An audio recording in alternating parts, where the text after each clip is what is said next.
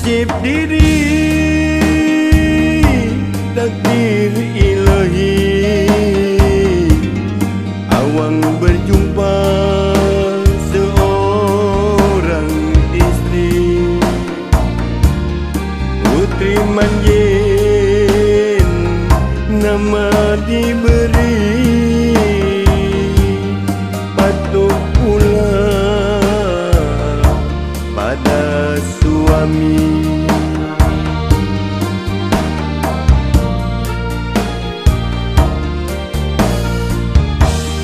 Namun tiada yang menduga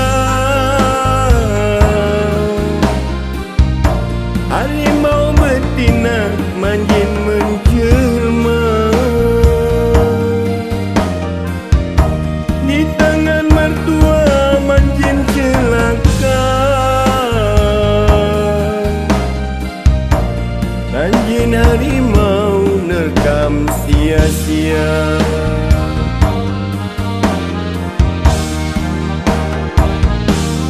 Tumpah dibuat tiadalah berganti, kayu tas tegalah berdiri. Kaum harimau takkan hidup di sini, di Pulau Bintan kisahnya terjadi.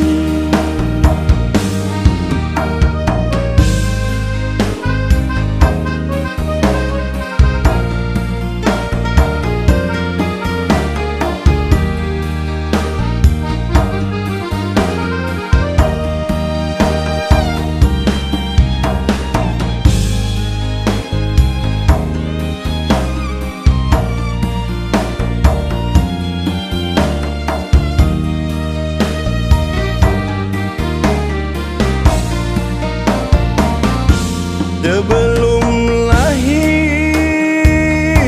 ayah tiada, awang dijaga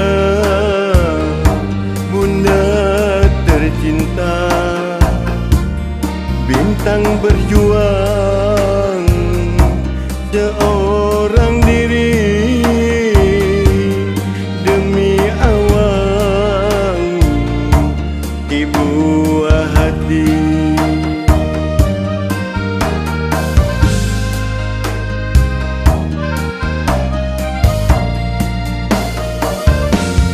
Nasib diri, takdir ilahi. Awang berjumpa seorang istri, putri manjin nama diberi, patut pula pada suami.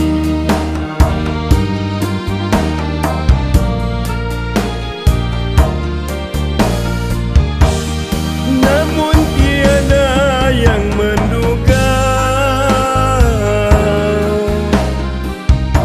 harimau betina manjin menjelma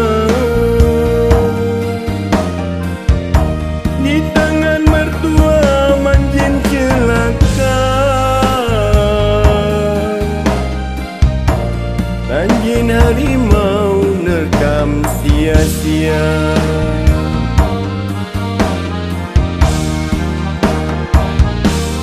Tumpah dibuat tiadalah berganti, kayu tas tegalah berdiri. Kaum harimau takkan hidup di sini, di Pulau Bintan kisahnya terjadi.